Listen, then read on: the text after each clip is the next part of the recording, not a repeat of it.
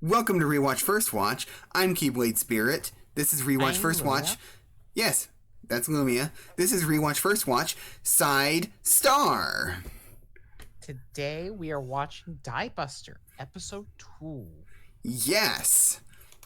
Yes. I really liked this episode. This was a good episode. We got a lot of world building in Diebuster.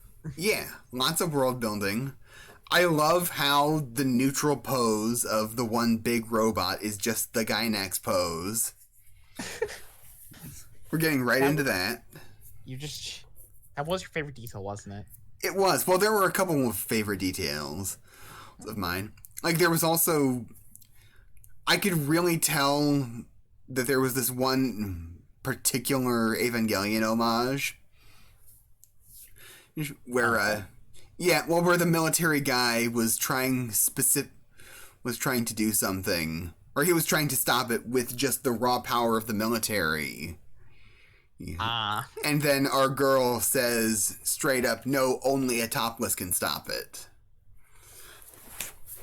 Oh, that was practically word for word from episode 1 of Ava. Oh, is it? It's been a while since I've seen episode 1 of Ava. Yeah. It's been a while since I've seen Ava in general, honestly.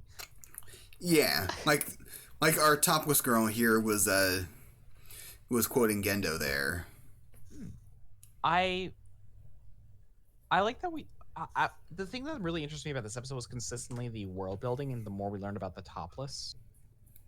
Because what the big detail was that we learned that after a certain age you stop being a topless. Oh, I didn't catch that. Oh yeah, they said that you will eventually lose your topless status. Okay. Yeah, it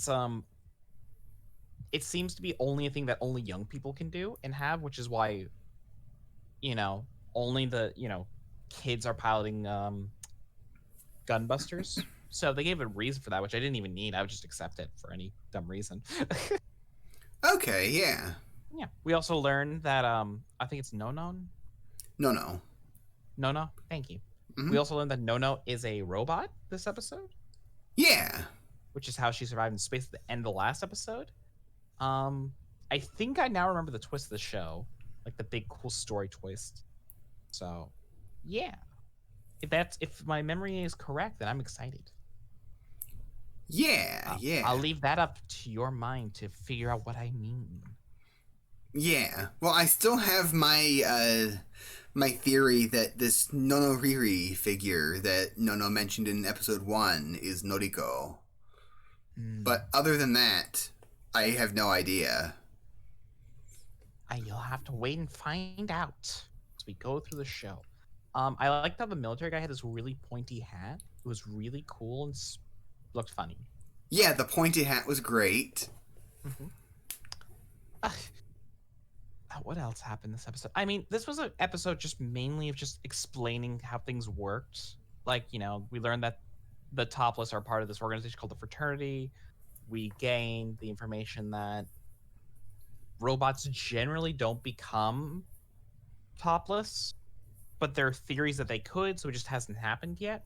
Yeah, like it seems clear that being topless has something to do with the mind. Yeah. Which could explain why the topless are only able to be young people. Yeah. Because, young people's minds are just naturally more flexible. Yeah. It's just... We need more details, of course. It's... When they said that early on that the first topless appeared with the first space launchers. I think they're referring to Nonon from, the original Gunbuster. I mean, Noriko from the original Gunbuster. Yeah. As the first topless, but I'm not sure.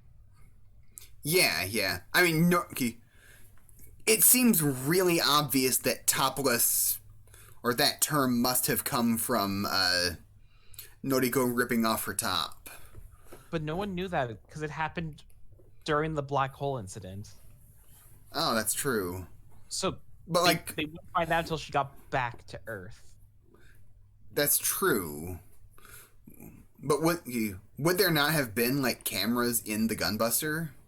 even if so, because how, you know, from what we understand about Gunbuster is that the ship, uh, because information can only be spent at the speed of light, and it feels very much that they follow those rules in the first Gunbuster show. That's So true.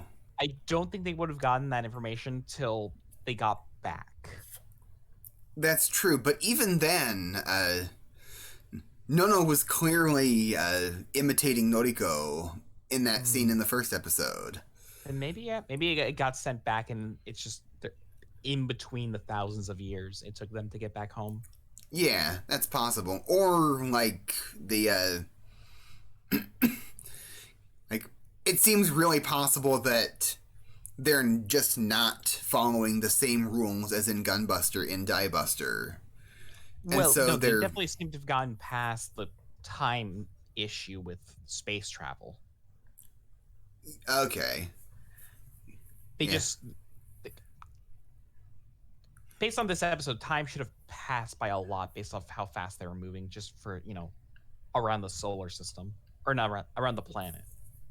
Yeah, I'm just saying, like, if Yeah.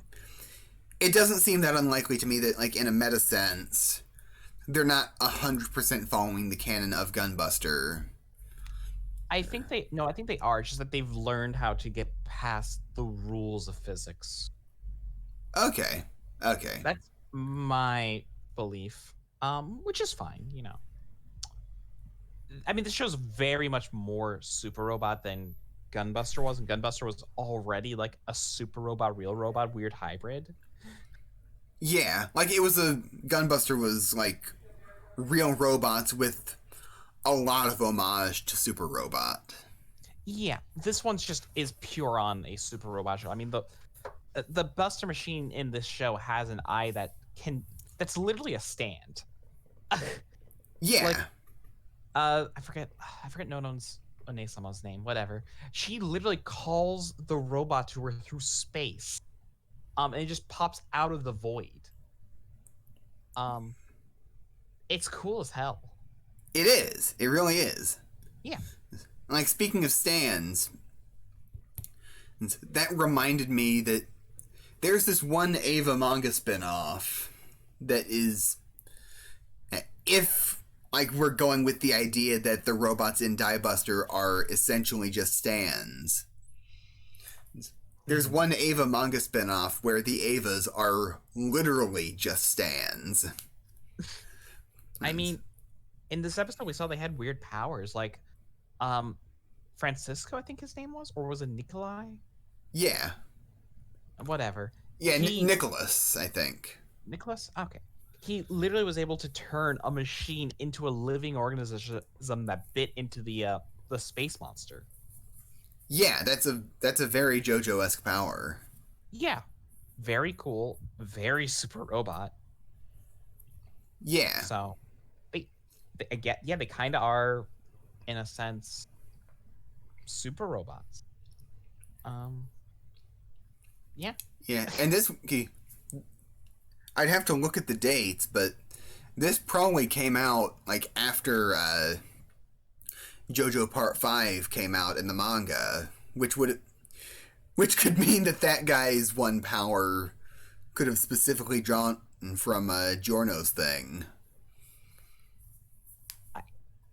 Possibly? Yeah, I'm not sure. Yeah, Giorno's thing being specifically his stand punches something and then it becomes a living thing of his choosing. I don't know. I'm not sure when that started. That's a very tenuous connection, but yeah. I mean, considering how influential JoJo is, it wouldn't surprise me. Yeah, like the 96. It came out in 96. Okay, so this is way after that. Yeah. Okay. Yeah, Stone Ocean was being printed, I believe. Okay. So, not impossible to assume that, considering how influential JoJo is. Yeah, like the meme is that everything is a JoJo reference. I know that's the meme, but I mean, JoJo is stupidly influential, and it has inspired a million manga. Yeah, like, it's probably a meme for a reason. Yeah. I mean, you can go back to JoJo and see how it's inspired a lot of modern anime. Yeah, definitely. Mm-hmm. Any final thoughts? Not really. Yeah, this is an exposition heavy episode, so it's kind of hard to have lots of thoughts on this episode. Yeah. Yeah, and actually, this is probably a good time for an announcement that we should probably make soon. Like, I was gonna do this, like, at the very end of season 1 of both sides of Rewatch First Watch.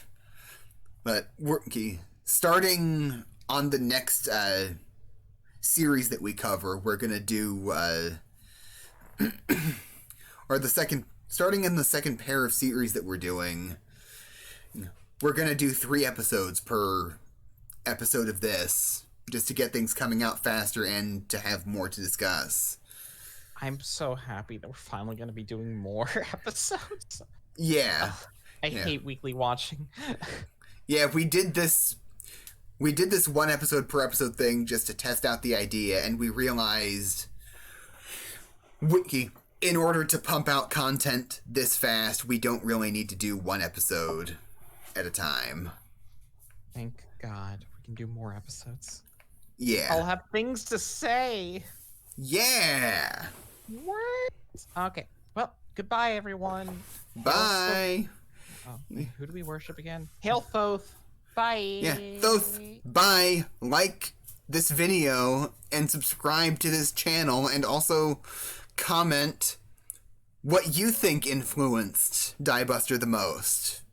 Bye.